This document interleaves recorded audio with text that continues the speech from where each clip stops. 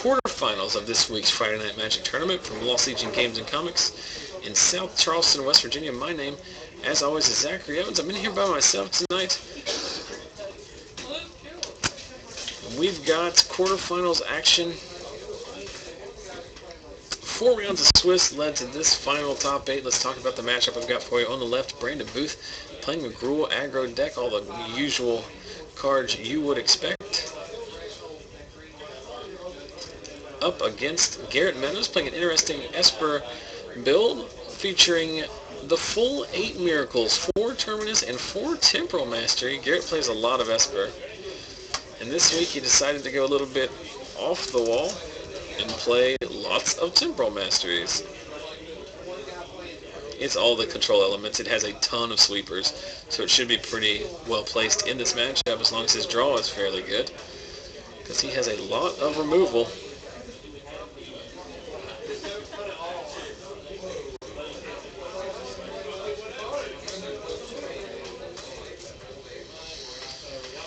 So serving in with the Strangleroot Geist and the Arbor Elf, cycling, I think, twice, leaving 1 white mana up in case he hits the Terminus. But he does not, and he drops to 14. So 4 mana Supreme Verdict actually not that good here, as it only takes out 1 power of attacks from the Arbor Elf and grows the Strangleroot Geist. More importantly, Garrett missing his 4th land drop. So let's see if we're going to give him the Azorius Charm here on the Strangleroot Geist. Nope, just going to cycle a Think Twice. Missing again on the Terminus. You can't always bank on that kind of stuff. And then a Gore Clan Rampager Hardcast. It's a 4/4 Trampler.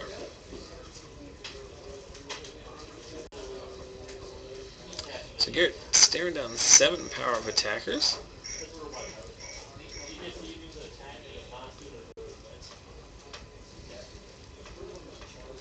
And there is Sorin, Lord of Innistrad, going to make a 1/1 blocker.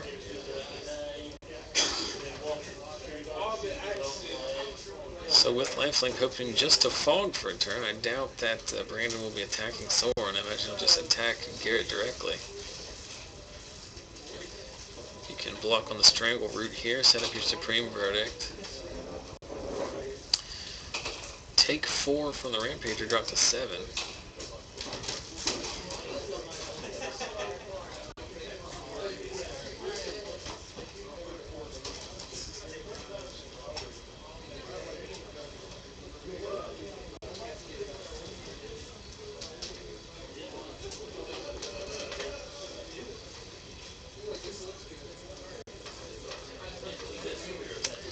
That's exactly what Garrett does. Trades with the front side of the Strangleroot Geist, but apparently Brandon was attacking Sorin there. So no damage actually gets through. Garrett does gain 1 life off the lifelink from the Vampire token.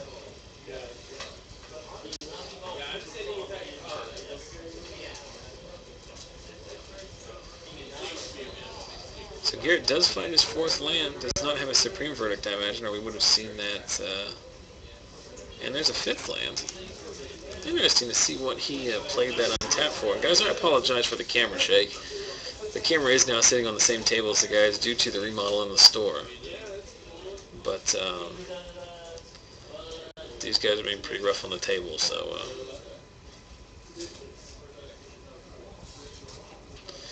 so Garrett made a slight miscalculation there. I think he thought he was going to be able to take out Strangleroot Geist, but it does have power of 3, so Dimir Charm is not an option. In the turn, he's going to Dimir Charm himself using the Pseudo Ponder effect. Set up his draw. And he will go to 1, playing the Hallowed Fountain untapped. But he does clear out the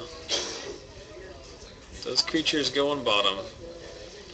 I know that was a mistake, but it does not matter, and I would have corrected it. Should it have mattered, but too aggressive a start with Garrett stumbling on mana. Brandon did not let him get away from it. He takes game 1. He should be heavily favored in game 1. let's talk a little bit more about the other quarterfinal matchups we've got out there for you. Looks like Alec Myers playing American Flash made the top 8. And I'm trying to do this all from memory, as I remember who was outside playing. I believe he's playing Brandon Gibbs, and I'm not sure what Brandon is playing. I think he's playing Bant Control.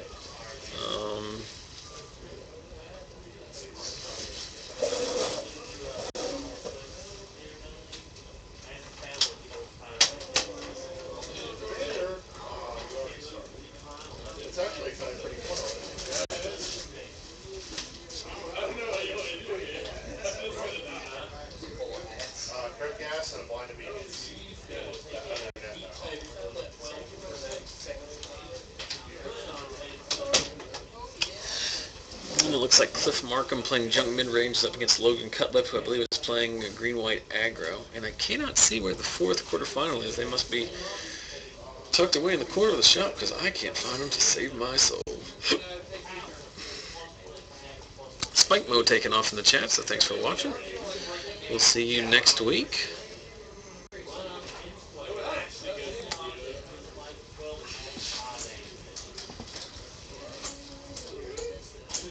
Brandon, of course, texting his mom.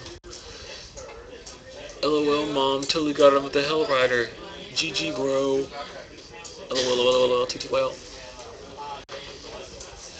Normally we make fun of Jonathan Wright for texting on his phone during the matchup, but this week, Brandon Booth gets it. Speaking of gets it, you want to win some free stuff? Do you want to win a play set of rock, paper, scissors cards? And start your matches of Magic like we start every single one of our feature matches here at the stream? You go over to our Facebook page, facebook.com/ZachSellsMagic, and look for the post I made during round 2. Like, comment, or share. You could be entered for a chance to win. Come in! Hi, Nick Reed. Hello. Did you play in the top 8? No. I got beat out. Wait, you didn't make the top 8? No, I didn't. Oh. Yeah, that sucked. Oh well. Yeah, it's kind of boring out there. Logan's losing his top 8 match. To Cliff. What's Logan playing? Is he playing Green-White Aggro? No, he's playing American Flash. So, he's playing American Flash? Yeah. And then we've got this matchup here. We've got, is it Brandon Gibbs and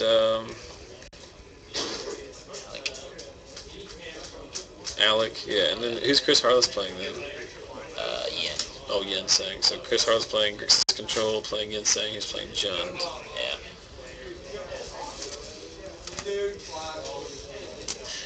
So I'm picking Yin, Garrett, Cliff, and who cares? Let's talk about this game here. So Garrett on the play this time. Up against turn 1 Arbor Elf from Brandon. This is a slightly different Gruul aggro deck than we saw Michael Taylor playing, where Michael Taylor was basically playing red deck wind, splashing green for a couple very aggressive cards like Rancor. Brandon's playing more of a high-end strategy here, where he's playing Arbor Elves as well. Looks like Brian Kilber's list. Maybe. I know Brandon doesn't normally play, and as we see a Dimir Charm in response to the second activation on the Experiment 1. Which really wouldn't have mattered at that case, but the Flint Hoof Boar would have been the same thing, so. Yeah. How about this? Blowout. Jeez. Nice forest, bro. Nice. Isn't that what they say? Isn't that what the kids say, Nick? Nice forest, bro. All the cool kids on the playground. I don't know. I literally had no idea what the cool kids say. Front and back halves, think twice. Like, this game is over already. Yeah. Because Garrett has unlimited cards. Brandon doesn't know about the camera shake, so he's bounced the table. To be fair, I didn't warn him. I know, you can top deck 3 Hell Riders. He could top deck 3 lands first. Yeah, well. You'd have the... Details. You had 3 Hell Riders in his hand against me. Well, that just means you're bad at Magic. Yeah. If you're good at Magic, your opponent never has 3 Hell Riders. Work on it, Nick. Work on it. It was disgusting. And he dropped down that tag. Yeah, let's just move. See, this is kind of Magic I appreciate. where Brandon knows he's like less than 1% to win that game ever. Yeah. So let's just move to game 3. Yeah. Quit wasting time. That's Skippy right there. Who? Queedneb. What's that? Tag. Queedneb. What's that mean? It was just a name he came up with. One of his brothers, I think. I don't know. So you're at WVU, just in for the weekend? Yeah. How much? When's your all semester over? Middle of May? I think 3 weeks from now. Not bad. He said Esper can't win in 2 minutes. It can if your opponent scoops on one lane. Yeah. I mean, if he does have Supreme Verdict there, then that's a pretty much blowout the other way too. Yeah. But I secretly know that Garrett's playing 4 Terminus and 4 Supreme Verdict. And Temporal Mastery too. Yeah. If you didn't see Nick play earlier in round 2, so those are games that you played against Ian. Yeah. Where I said it before, like arguably the best entire match of Magic we've ever had on the stream. Yeah. Because it was just, especially game 2, which was like super haymakers. No, it was game 1, I think, the one you won. Yeah. Because like you had to cast like every Lingering Soul, the front and the back half, and all of your Supreme Verdicts. Yeah. It was scary. Literally all 4 of them to win it by mill at the end. Then Ian kind of got you in game 2 there. Yeah. And then game 3, if you didn't have you had to have 2 Supreme Verdicts the same turn, otherwise you were dead to the crackback when you all in attacked on it. Yeah. It was scary. I didn't know if he was running any counter spells or not. I don't think he is. I didn't think he was either. Mm-hmm. So, it was fine. My Jace and the Mind Grind. Mind Grind does work. I don't know. If you go back and watch that match, I talked a lot of crap on my. I just don't understand like the one of. It could have been a lot of cards in that spot in winning the game, but it's fine. It's like a one-off, but I don't know. Affiliate Drown Yards and the Jace would have done the same thing. Turn 1, Experiment 1. It's called Experiment 1, not Experiment 2. Yeah. Burning Tree, Emissary. Here comes a... Trigger. Oh. Searing Spear, yeah. Might as well use the mana while you got it, right? 15. And Garrett's quickly down to 15. Going first here, and more importantly, drawing 2 lands. Very good for Brandon Booth. So the question here is, does Garrett have his Azorius Charm? No, he has Feeling of Dread, which is a 2/0 sideboard card. Which is a... almost... Oh! Nice. And the Droxar Reaver was fine, by the way. On the bottom. They go on the bottom of the deck. I don't think it matters, but Lord knows the stream's going to lose their mind. Actually, the stream is there's only 3 people watching, so it's no big deal. But on YouTube, God forbid you make a mistake. Yeah. Super for shreds. I still get corrections from 3 months ago. Alrighty. Does he have 3 more? That's the question. I don't know. Hellrider does resolve. Is it going to attack? It does look like it is going to attack. No, it's just going to... Garrett's tapping it down before attacks. Garrett plays his 4th land, a Drowned Catacomb. See if he has a fun up 4. I wonder if Brandon... Does this deck play... Does this deck play Wolfear's Silverheart? I didn't see one. Guess still 1, 2, 3, 4, 5, 6. Because he's pumping it with Wolfrun. Guess, yeah. Goes to 9. Garrett needs to find something real quick here.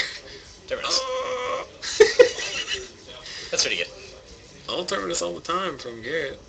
Brandon is hellbent. Likely doesn't have any business in hand or he would have played it last turn. He draws a Spear though. There's a Gyre Sage. Think twice in response. Draw for turn. Curse of Death Sword. That's pretty good. Mm-hmm. That's a 1/of, main deck card. He does have another Searing Spear in his hand. Oh, he didn't cast a Searing Spear last turn. No. I saw it last turn and thought he may have. So you can take... It takes 2 so that he can pump this max. 3 now, because it's 6. And then if Garrett doesn't have anything, he's just dead. The Gyre Sage is an O, right? Yeah. How you like my verdict? He doesn't have something to counter. Is there 2 spears in his hand? I thought you said he had 2. Oh, I'm stuck. There's a Hellrider, though. Oh, no. Gore Clan Rampager. And spears up. Still has spear in hand, so Garrett's life effectively at 3. He's got to play around it. He has to kill that Rampager. Is he running D-Sphere? Garrett? Yeah. I'm not sure if he does it in the main or not. I think he has in the board. I'm not sure if he would bring it in this matchup. Yeah. Just passes back. So Azorius Charm, is that our out here? Sphinx's Revelation. And then pump, so... Games 5, goes to 11. Games 5, go to 11. Take 6, got a 5. Yep. Surely he's drawn some kind of answer in this. Oh, yeah. I hate Sphinx's Revelation so much. Which one do you think is better, Bonfire or Sphinx's Revelation? Well, I mean, I think Sphinx's Revelation is a better card, but Bonfire at the top is not. It's like incomparable. Yeah. Let's see what Garrett does.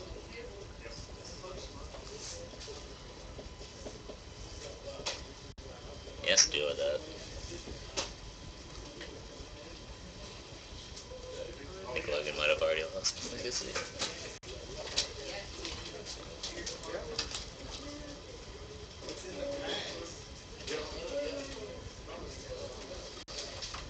Alec lost. Alec lost? Yeah. So Garrett's hard cast the Terminus here. Thragtusk. This is very interesting to see a Thragtusk there. End of turn, think once. Garrett has every mana. Third one. That's the 3rd Terminus he's miracled, and the 4th Terminus he's cast, right? Yeah, there you know. That's the 3rd one, right? He's miracled 2 before this, and he just hard cast 1 last turn. Oh, did he really? Oh, wow. That's all of them. And 1 verdict down. Time Walk. I don't know how I feel about these Time Walks, but Garrett wanted to play with them, so I'm not going to. Another Time Walk? You would cast it if you had it, right? Like, why would you not? Yeah. Depending on what he has in his hand. Play like a Jace. It's not an Explorer. Garrett,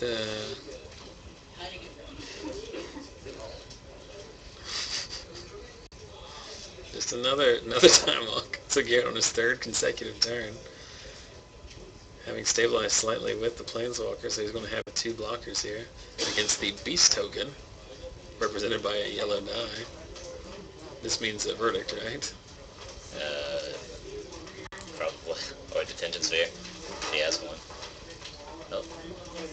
Like, that's a very aggressive attack. Yeah. Like, because you can just spear... Oh! Just cheating! 3rd one. The 3rd consecutive Temporal Mastery. Garrett taking his 4th turn. This is like some kind of commander game now, where Garrett never passes the turn back. Is he going to cast the 4th one? Is that not only highlight of There it is. Is that not only highlight of the week, but also highlight of the year if he casts another Time Walk? Oh, another Curse of Death's Hold. I think that's game.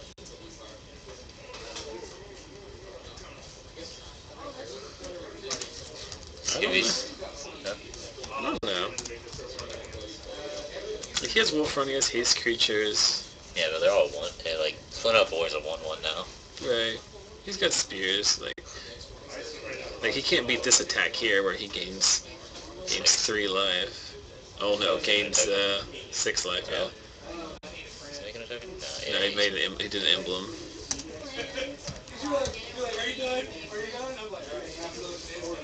Jace shit. You don't mill here, you just draw a card, right? Yeah. The chat was giving you some grief in an earlier match because you straight go to 10, but that was, and then I think quickly realize that's because that's what your deck does. Yeah. Is tries to mill. Yeah, it's a... 5 mana Eclipse the Unthinkable is probably just as good. Or... I have no idea what that card is. It's an old card that mills 10 cards for 2 mana. Oh, wow. Yeah, that'd be pretty good. And there's the handshake. Yeah. So apparently, what we've learned in this matchup, Nick, is that if you Miracle 3 Terminuses, hard cast another one, cast a Verdict, then take 4 consecutive turns with an active Planeswalker, you might have a good chance of stabilizing. So congratulations to Garrett Meadows. He and his amazing luck are going to move on into the semis. You want to see if anyone else is playing? Yeah, you can see. Yeah, see where they are in their matchup. So Nick's going to step out there and see what the situation is as far as the other quarterfinals. Looks like Alec has already lost. Not sure what the other two, where they are in progress.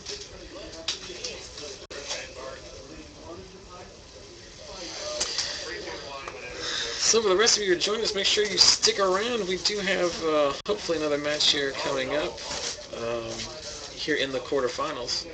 And then we will play, with Garrett winning, we probably will still have a semifinal match. It is relatively early in the evening. So hopefully we can get an entire 7 rounds and actual finals. Last week we got them. So hopefully we can get it again this week. Like I said, the other matchup, Alec apparently lost to Brandon Gibbs. So it looks like bank control moving on there. And then Chris Harless playing Grixis control against Yin Sang playing Jund. Not sure what's going on there.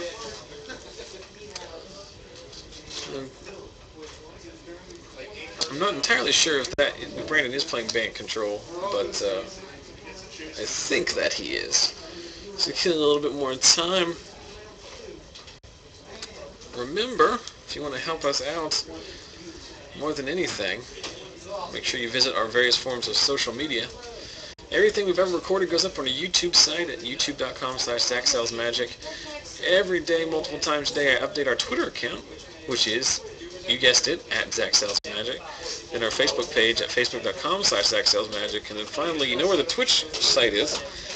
Here at twitch.tv/ZachSellsMagic. But if you're watching live, do us the favor and click the follow button, which should be above and to the left if you're looking at the old style, and below and to the left if you're looking at the new layout.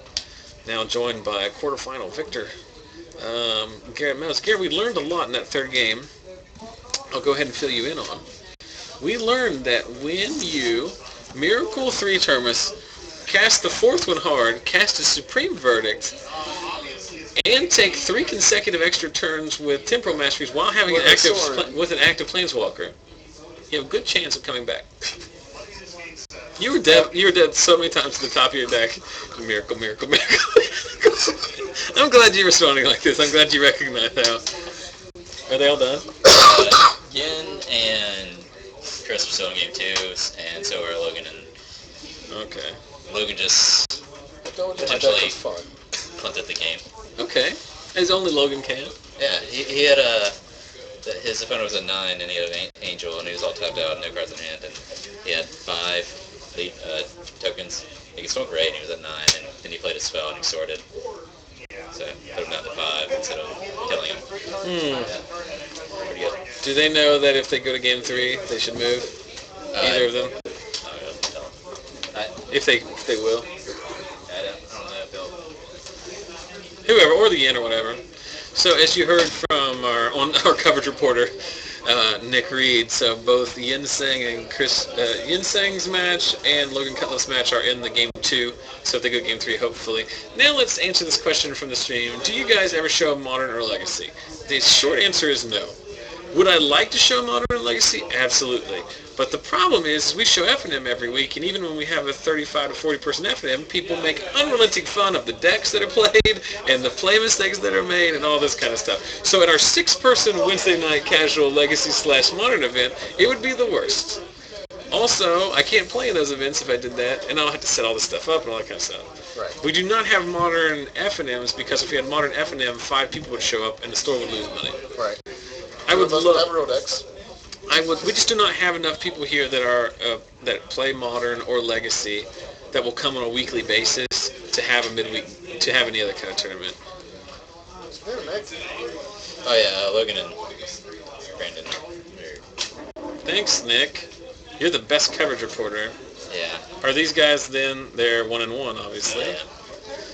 So we got some bonus feature match coverage here. On the right, we've got none other than the aforementioned Logan Cutlip, who's playing American Flash, right? Yes. I thought he was playing Green-White Aggro, which is what he always plays. And he is playing against Cliff? No, there's Brandon. He's playing against Brandon Gibbs. Prime speakers are done. Oh, yeah, so Prime Speaker banned. Yeah. Does that sound correct, Nick? It's playing junk. Is it Cliff? You do, Nick. Open this door. Yeah, I'm pretty sure it's Cliff. Yeah. Come on, man. Brandon Gibbs plays Prime speaker. Yeah, he does, but he's also not the guy that is... Shove that up your butt. I don't know what just happened. It's about getting into a cage fight. All right, so we move to Cage. the bonus coverage. Gruul calls it. What's going on? You have them mixed up. Or, no, you don't. Never mind. Sorry. Oh, Nick, you're falling apart back here. No, Skibby said that they were mixed up, so. You trust Skippy? This is what we get for listening to Casey Skibby. Yep, so anyway, these guys have graciously moved over in the middle of their game. So we're going to get some bonus coverage here. Garrett's already moved on. I'm still shaking. Who was the other one? Brandon Gibbs. Did he beat Alec? Yeah. So Prime Speaker Bant. Going on now. And Yin and... Chris are still in game 2. I think they're either done or... Yeah, they're done. So Yin, who won, do you know? I have no idea. I think Chris won. Oh, yeah? Really? It's a very bad matchup for you. I think, yeah, Chris just got up, so... Still shaking. My heartbeat is really, really low. It's very tough when Chris wins, because then Chris has to play on camera, and Chris I was mistaken. makes 1,000 mistakes on camera. Did Yin win? Yep. Quality of stream goes up. Huh?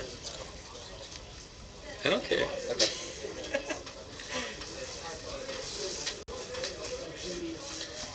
I think it's just when he plays on camera that he gets like nervous. You know what I mean? Modern may be gaining traction, but it's not gaining traction around here. We're trying. Isn't Star City trying to push it? I don't know who. Wizards is trying to push. You wouldn't be surprised to me if Wizards is telling Star City to try to push it. Here's the thing you have to realize, that Eternal formats are completely regional. It's all a matter of the exact people you have in your area who want to play older formats. Right. It's like Vintage and Legacy and like everything else. There are places where it's very popular and then places where it just doesn't catch on. The majority of players in this, and I'm talking like 90% of players, want to play Standard. Right. And if we had anything other than Standard, it would just not be as lucrative. I enjoy the Modern format. I think it's fun. I don't like that every time there's a big tournament, the same like 3 decks always make it to the top 8. There's a lot of cool decks in Modern, but it basically just boils down to a business decision. And I think more than anything, it's just that people are flaky, and people just won't come to tournaments that they say. Right. For months and months, people screamed about having Legacy and Modern events, so we finally tried our best to organize them, and then slowly but surely it boiled down to like the same. Huh? We can play. Yeah, but basically just boils down to me and Garrett Play coming on Wednesday. I played more Legacy this week, unsanctioned, than I think I've played sanctioned in the last 3 or 4 months. I was doing good till you pulled out the John deck. Yeah. So, Cliff here lost game 2, it looks like. He is on the play. He is playing the junk mid-range deck, which is basically just all value guys, a smattering of removal and Obsidian. Against Logan Cutlip, who's playing American Flash. Now, do you know which version of Flash he's playing? Does it have Reckoners? Yeah. That's an earlier too. Okay. Or 2, I think. That's a Symbol of Legion main boarded too. Alright, and there's So Cliff. you guys just all like copying Jonathan right now? Yeah. Just Damn it. what's happening, man? Let's get it.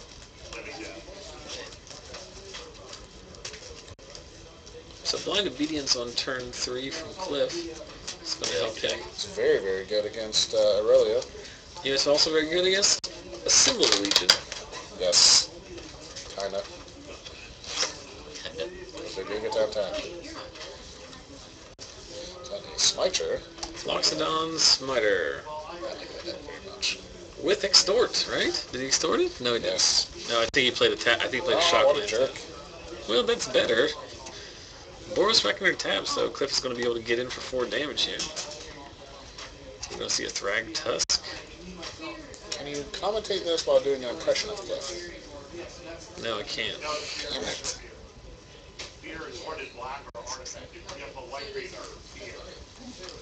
I attacked my Smiter and I like the reds. There you go. That's my impression of Cliff. So, actually, pretty accurate. Pretty accurate. The man loved Cincinnati Reds baseball.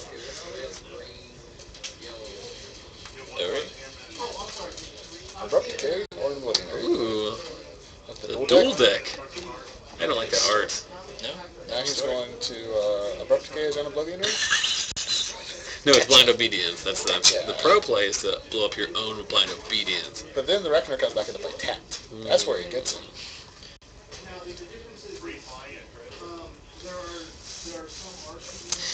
It would be fun to see an instance where someone abrupt decays their own Blind Obedience just so they can extort and win. Right. I would love that.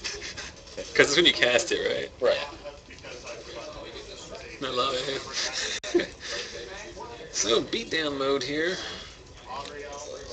I think Loxodon Smiter is one of those cards that in a lot of other standard formats it would be just amazing. But just with what's been printed, like it gets forgotten. Right. It's like so good. Very good in this matchup. We get Strong to the top. Now we have a Vampire Nighthawk. Extort. Extort the Nerd Turk.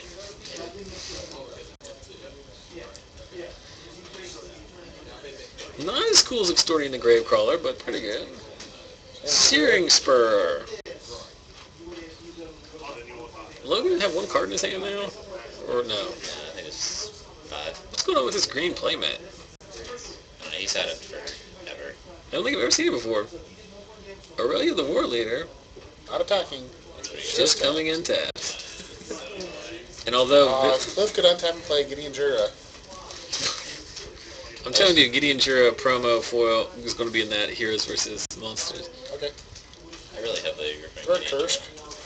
Thrag Tuskington. Takes Cliff up to 26, but still facing the 3/3s. It's an English pop band. Thrag Tusking the 3/3. Logan drawing a lot of land here, which is great when you cast Aurelia, but awful for everything else. Is that Aurelia foil? Yeah. What's that worth? I don't know. Yeah, Logan was like 50. Logan's pretty good at opening packs. Yeah. First combat. Alec is pretty good too. Yeah. They're good. Oh. Lifelink. Gain 6. Gain 6. Yep. Go to Thrag Tusk.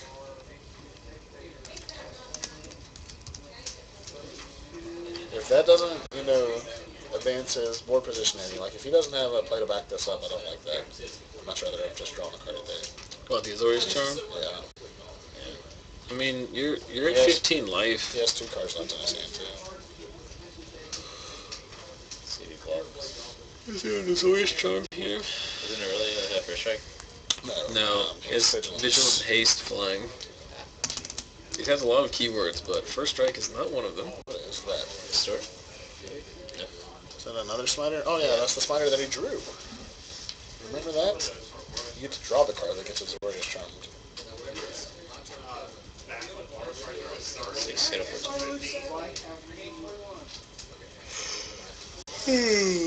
Cliff took 6. Let's see if Logan has anything. Looks like he's setting up his Sphinx Revelation. Yep. Man, I love that card. Take 9.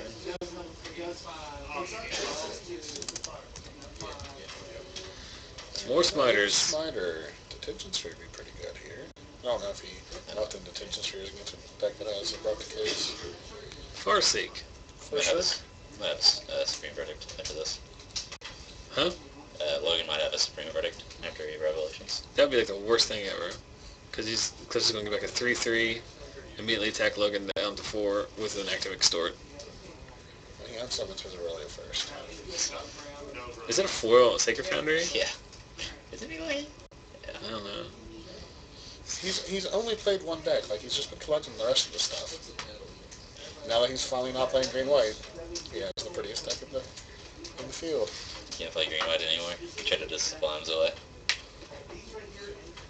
We did it while they were like $30. That's fine. Someone went a G-Fee and then decided he was going to pick him up again. Traded Hot Masters for him. He just recently traded him away. Verdict. He's on the Verdict. I guess he has the other Aurelia, but I don't even know if he's playing the other Aurelia, is he? Even if he had a Restoration Angel, it couldn't play tapped. Look at that beast. That was a beast. What card makes that specific beast token? I don't know. Or is that like Altered Beast token? Altered Beast! Was that a Sega game? What are we doing here pre-combat? What are we tapping out for pre-combat? After that, Dissipate. Yeah, that's nice. He did. Did we not? Did we not extort? No. Come on. Aurelia. Come on, my That doesn't man. even in the game. Aurelia plus 80 burn spell. He's Brad Nelson yet. I hate whenever Brad Nelson does that. I hate when Brad Nelson does anything.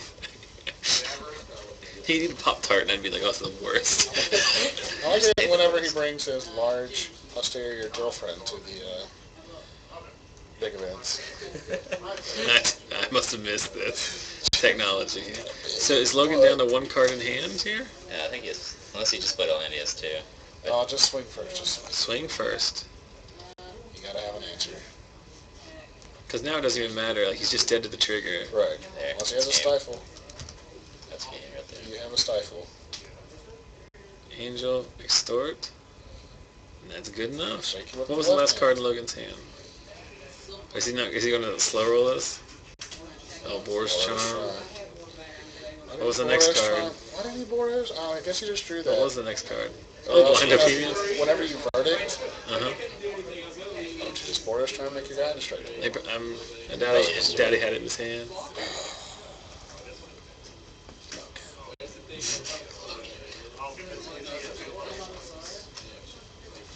That was a good game. I thought what a mid-range game should be like. I think Logan had to be the control deck there, and he wasn't. Jonathan Wright said I missed something. What did I miss? Jonathan Wright beat Brad Nelson at the Star City event. And, He's talking about Brad Nelson's girlfriend's butt.